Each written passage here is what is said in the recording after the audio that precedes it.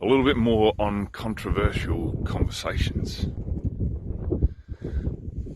Because if we're going to have some of these tough conversations, the reality is that sometimes these conversations are going to be a lot more emotionally charged than we might expect.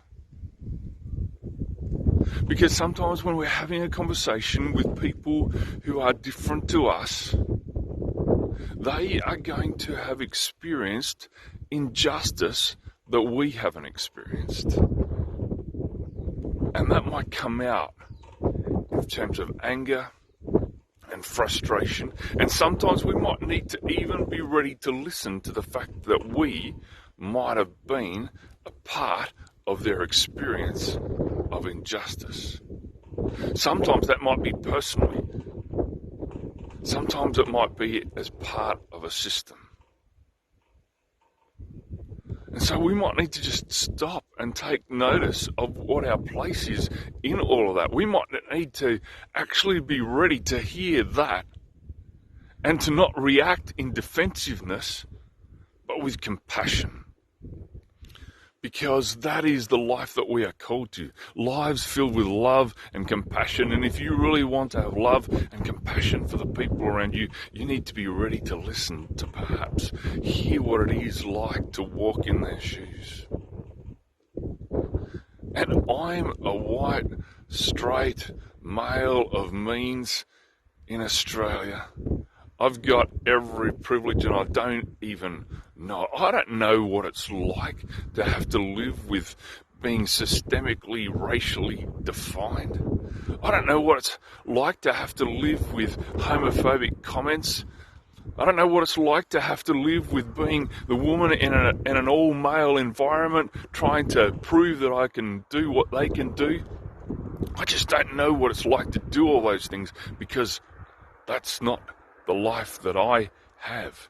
But does that give me the right to shut my mind to it? Perhaps there is more power, or some power at least, in being that person who really, probably, systemically doesn't have to listen to what people have to say. That's a privilege in itself, or, well, if you want to think of it as a privilege, it can also be a burden. Because our minds can be closed. But not everyone has the ability to live with closed minds. If you are an Indigenous person living in Australia, you don't get to choose whether you want to engage with what it's like to live with racial discrimination. It's just part of your everyday. If your sexual orientation is something that doesn't fit in with the norm, then you are just living with what it's like to live in a homophobic world. You don't get to choose that. So for those of us who do, how do we use those opportunities? Well, I think it's important that we use them to listen, to truly try and understand, to be willing to maybe listen to the injustice that other people have experienced at the hands of me and people like me. And when we're willing to listen, when we're willing to feel that pain, when instead of being defensive or ignorant, we might try and understand and be understanding, then we can continue the conversation.